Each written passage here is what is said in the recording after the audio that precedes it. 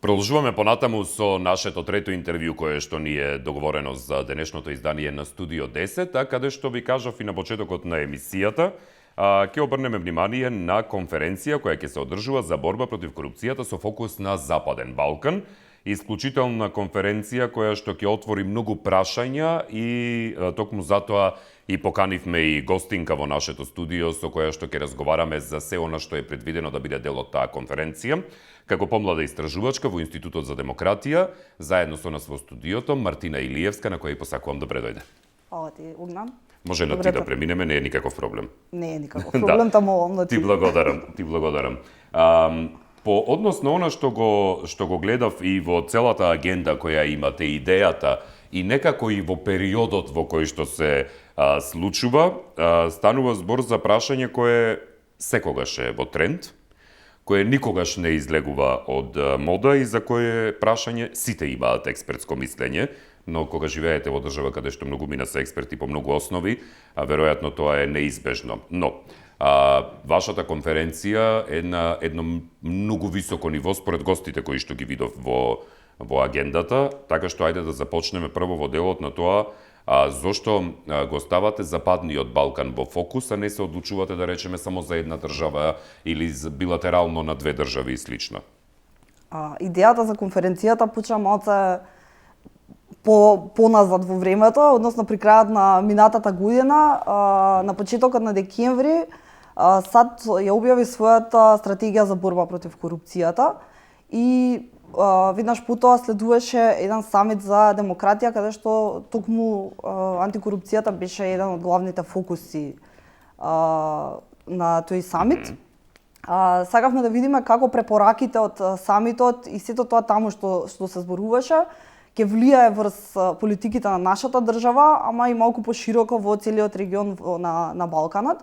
Затоа и решивме да дадеме простор на повеќе држави од Балканот, каде што ќе дадат свое мислење на темата, ќе дадат некакви препораки и ќе има некоја можност за можеби заедничка соработка во целата борба, ќе произлезат и некои препораки кои што ќе можат да се имплементираат понатака во локалните политики на државите.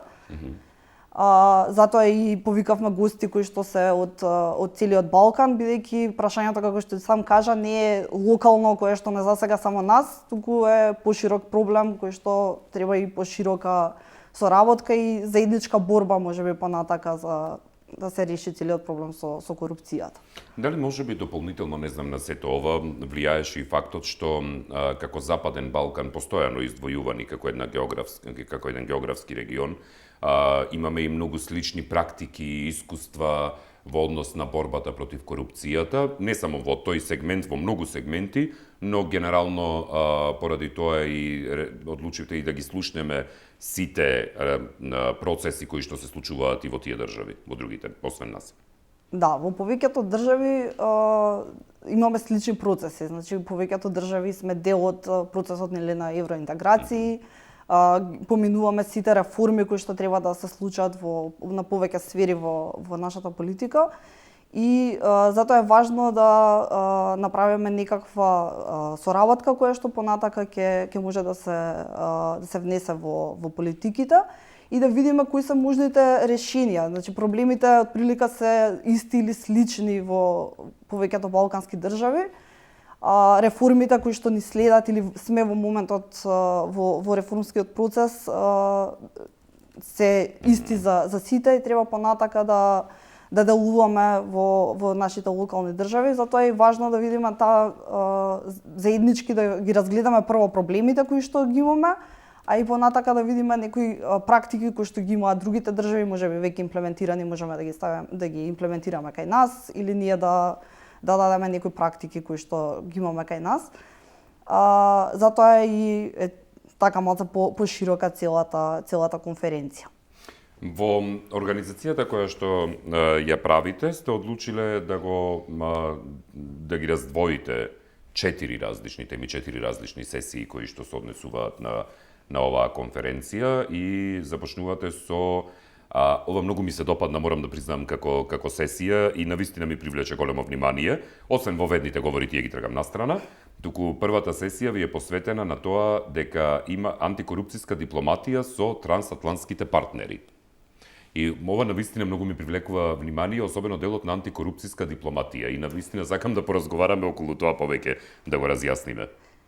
Да, значи во таа прва сесија е од една страна, значи целата конференција сакавме да ги викнеме освен институциите, сакавме да викнеме и други чинители кои што се вклучени во борбата против корупцијата, значи не се битни само институциите, туку и невладен сектор, истражувачки редакции кои што работат и истражуваат темата, да видиме како сите заедно би можеле да разговараме прво за темата, па понатака да видиме што би произлегло од сето тоа. На таа прва сесија која што не е официјална на конференцијата, имаме повикано тројца гости говорници кои што се од различни држави, да речеме, и со различна позадина, работна позадина која што ја имаат. Идејата е да дадат различен аспект на темата. Значи, прво го имаме Руслан Стефанов, кој што е представник од Бугарија и е представник на СЕЛД мрежата, една поголема мрежа во која што е Институтот за демократија вклучен и работи на борба против корупцијата. Тоа е исто во организаторите и СЕЛД мрежата. Исто така и СЕЛД мрежата, значи во организаторите, не напоменавме на почетокот, е Институтот за демократија, МЦМС, СЕЛД мрежата и е целата конференција поддржана од Европската комисија и Американската амбасада преку USAID проектот. Да се вратиме на сесијата. Потоа го имаме Никола Буразар, кој што е од Центарот за современа политика, и Снежана Петрикевик, која што е од една истражувачка редакција од Србија. Така што тука ќе треба да ги разгледаме сите оние предизвици кои што претходно ги напоменавме, да видиме што се презема во однос на таа антикорупцијска дипломатија на нивото на Западен Балкан, кои се клучните приоритети, модалитети за решавање на проблемот и кои се највеќе да ги разгледаме кои се актуелните проблеми со кои што се соочуваме. Да, во овој дел на објаснувањата, значи со трансатлантските партнери, тоа ми е комплетно јасно, но што би представувала антикорупцијска дипломатија? Дали се работи само на соработката меѓу државите во тој дел? Малце поширока. Така? Значи, не е само соработката, туку да подобјасниме и за публиката ме интересира повеќе. Повеќе заедничка борба, би рекла, против корупцијата. Супер. Во делот на втората сесија која што ја имате предвидено, се работи на сега ова директно од англиски, бидејќи англиски ви е работен јазик, вели на проширување на антикорупцијската соработка помеѓу владите, односно самит за демократија, антикорупцијски заложби и регионални координирани одговори кои што се даваат. И тука вака како што гледам еден фантастичен собир на високи државници од регионот. Да, во втората сесија предвидено е ние да бидат министрите, значи министерот Никола Топанчевски, кој што е од нашата држава, министерката од Косово, Албанија, Босна и Херцеговина и државниот секретар од Црна Гора. Идејата е министрите за правда на една маса да седнат и да разговараат за кои не се нашите обврски пред се од Берлинскиот процес, што ќе се случува понатака, докаде сме со сите процеси кои што се во моментов, и да видиме кои се нашите обврски како поединечни држави, но и на целиот Балкан, кои се нашите обврски кои што произлегуваат од тој Берлински процес. Во делот на разговарањето, значи на темите кога ги биравте за конференцијата, бидејќи гледам дека има и многу специфични теми, особено првата која што ми привлече огромно внимание, втората е во ред, значи сосем разбирлива е заеднички одговор да имаме ние на сите прашања и на целата проблематика, но во делот на она што го зборуваше и на почетокот што го објаснуваше, ме интересира дали имаше прашања кои што заслужуваа место посебно како сесија во агендата, но едноставно не може се да опфатите. Значи, прашања кои што навистина ни се нам од важност, ама реално нема време за се во една конференција. Да, конференцијата реално е еден ден и мораше да се приоритизираат темите кои што ќе ги избереме за самата конференција и требаше да бидат блиски за сите држави кои што се поканети, бидејќи зборуваме за Балканот во фокус. Секако дека имаме ние специфични теми како држава кои што нас ни се важни, останатите држави имаат исто така теми кои што им се во фокусот моментално, но мораше да се направи некој баланс да видиме што навистина ни е круцијално да го разговараме сега, да ги изнесеме мислењата, препораките и пред се ни беше важно да ги ставиме на иста маса, да речеме, сите инволвирани чинители во борбата против корупцијата, за можеби како еден почеток каде што би разговарале на оваа тема. А понатака ќе видиме можеби ќе произлезат и од самата конференција некои специфичности, некои одредени теми кои што понатака би ги разгледувале на некоја друга конференција понатака или можеби некоја подолг самит да речеме кој што би бил баш со фокус на антикорупцијата. Во однос на работата со антикорупцијата како институт посветувате големо внимание на ова прашање и работите доста во овој дел. Дали некако, многу ретко се случува вакви конференции кои на едно место ги собираат сите највисоки чинители, особено од регионот. Дали и понатаму продолжувате, имате идеја баш во оваа сфера да посветувате големо внимание со оглед на тоа дека станува се повеќе и повеќе од важност за соработката, зборувам сега, не на ниво на држава, бидејќи на ниво на држава секогаш била важна. Секако дека антикорупцијата останува во фокусот на Институтот за демократија, една од важните и основни цели за работа на Институтот за демократија. Да, важна е темата, важни се и овакви собери кои што се случуваат, но како што кажав, идејава почна при крајот на минатата година, но со целата ситуација со коронавирусот, со сите тие мерки и рестрикции кои што ги имавме, не беше баш возможно да се соберат сите луѓе на едно место и да се прават вакви конференции. Самите некако бевме повеќе префрлени на онлайн Zoom конференции. Дури и ние телевизиите бевме на онлайн гостувања префрлени. Да, мислам дека тие соработки не е така едноставно да се случуваат кога се онлайн конференции, многу е подобро да бидат во живо, каде што и после тоа ќе можат да разговараат и да се видат во живо и да разговараат за други теми кои што можеби не се на самата конференција. И целото тоа вмрежување, најголем дел од периодот се случува после конференцијата, за време на паузите, сите тие соработки тогаш се остваруваат всушност. И се надевам дека сега, откоја, ако можам да кажам дека ќе се намалат рестрикциите, да се надеваме понатака, дека ќе имаме можност за повеќе вакви собери, за повеќе конференции, каде што ќе можеме да различни луѓе од различни земји да дојдат на едно место, дали ќе биде во наша држава или на некој друго место, не е важно, но да можат да се сползат на едно место и да можат да разговараат за теми кои што им се од интерес. Така. Третата сесија веќе има само, поред ова што гледам, еден говорник со модератор, се однесува на корупцијските трендови во Западниот Балкан од 2014 до 2021, еден 7-годишен период, на сегашната на сегашните и идните опции за јавни политики. Значи, во овој дел, мислам дека навистина има зашто да зборуваме кои се сега коруптивните трендови кои ги имаме. Да, тука ќе се презентираат резултати од истражувања кои што ги имаат правено СЕЛДА и мрежата.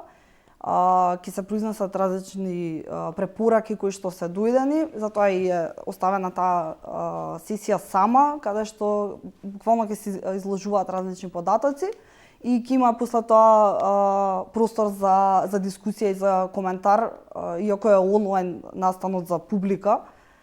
ќе може преку прашања, коментари да се вклучува и публиката. Презентацијата е оставена сама затоа што навистина треба да биде некаква поидовна точка за следната сесија која што има многу повеќе говорници и некако да ја насочи дискусијата понатака која што понатака ќе следи. Да, и веќе во четвртата сесија имате предвидено, значи, стратешки антикорупцијски партнерства за помош, односно поддршка во Западниот Балкан. И овде имаме име кое што на јавноста во последнава година и е особено познато, а тоа е председателката на антикорупцијската, народски кажано, кај нас во Македонија, Билјана Ивановска, и веројатно нејзините пандани или во другите држави, или? Директорката на антикорупцијската комисија на Црна Гора ќе биде исто на конференцијата. Овдека е повеќе да се видат со кои предизвици самите институции се соочуваат натрешно и како меѓународните партнери би можеле да им помогнат во подобрување на нивното функционирање. Затоа е вклучено, освен антикорупцијските институции како нашата и црногорската, има луѓе кои што се од граѓански сектор и од меѓународни организации. Чисто да видиме како би можело и граѓанскиот сектор, но и меѓународните донатори како би можеле да им помогнат на институциите за подобро да функционираат и да го насочат своето работење понатака. Јасно е дека е во фокусот антикорупцијата и на Европската унија и на САД и на други донатори кои што работат во нашата држава и во Балканот. Но да видиме како самите институции би можеле да ги искористат тие фондови или таа помош која што се пружа од меѓународните организации или од граѓанскиот сектор. Така. Мартина, кажи ми, во вашата работа, имаме уште некоја минута за разговор, во вашата работа, еве и следствено ми произлезе тоа прашање од агендата, во работата на Институтот за демократија, дали излегувате, да речеме, на една добра соработка или на една соодветна комуникација на ниво со државните институции, бидејќи е поприлично специфична област на антикорупцијата и не секој е баш расположен за соработка за тоа прашање? Да, ние имаме одлична соработка со институциите, морам да признам.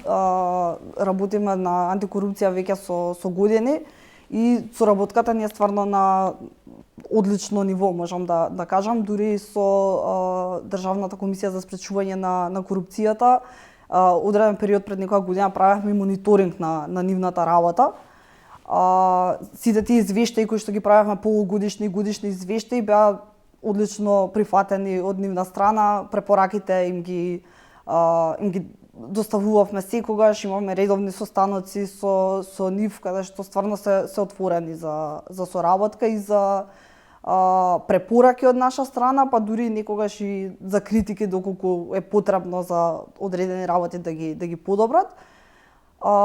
Нивното функционирање, гледаме напредок, значи гледаме отварање на случаи од висока корупција, гледаме подобрување во целокупното работење, значи од отварање на постапките до завршување на постапките. Кога зборуваме се за антикорупцијската комисија, како што нарекуваме ние, сега понатака процесот продолжува кај други институции, бидејќи антикорупцијската комисија е превентивно тело кое што делува, не може да казнува, туку нивната работа е навистина ограничена и полето на действување ми е ограничено, но навистина се отворени за соработка на секое поле и не сме имале проблем до сега со нив. Така. Веројатно, искуствата не се баш слични и со партнерите кои што ги имате од земите од Западен Балкан. Нема да завлегувам во тие прашања, туку и вака и во комуникациите и со колегите и со новинарите зависи од држава во држава кој како е расположен да комуницира. Со тоа што единствено само вака за крај на разговорот ме интересира, например, перцепцијата, ова сега чисто баш од научен аспект, бидејќи доаѓаш, и ме интересира перцепцијата на јавноста е дека антикорупцијската комисија постои само за да посочи на нештата, ама дека потоа државните институции треба да си ги преземат активностите, така што им се поставува нонстоп прашањето зашто воопшто да би постоела таа комисија и веројатно ние во едно општество кое што се стреми кон една исклучителна демократија, навистина имаме основа и дека етапно ние мора да ги имаме сите овие институции.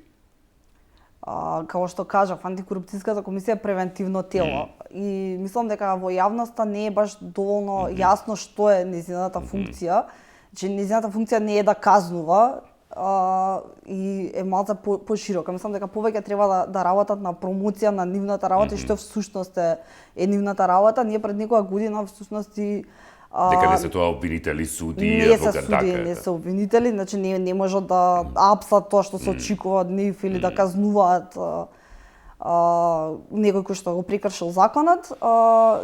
Треба да работат на поголема промоција. Ние дури и пред некоја година направивме инфографици и снипеди каде што објаснувавме што работи антикорупцијската комисија и дека ако отвори случај, тоа не значи дека е затворен случај, дека има процес кој што трае, дека тоа не е нешто што може да се затвори од денеска за утре, туку е процес кој што навистина треба да се приберат податоци, треба да се проверат податоците, дали е навистина така, подолг е процесот и навистина ние сите како народ очекуваме дека проблемот се решава одма. Не е баш така, треба време, треба да се постави добро институцијата, ние знаеме дека претходно не функционираше баш целата комисија, така што и треба време да се оформи, да застане на нозе условно кажано и да работи на случаите кои што доаѓаат до незе или ги отвара само иницијативно. Така што мислам дека прво е промоцијата на нивната работа, многу важно да објаснат што всушност работат и за јавноста да добие целата слика, а не само луѓето кои што се во фелата кои што стварно работат само на антикорупција и знаат точно што се должностите и обврските на комисијата. Мартина, ти благодарам за издвоеното време, за гостувањето во Студио 10 и ќе се видиме при некоја наредна можност. Фала ти многу, Огна.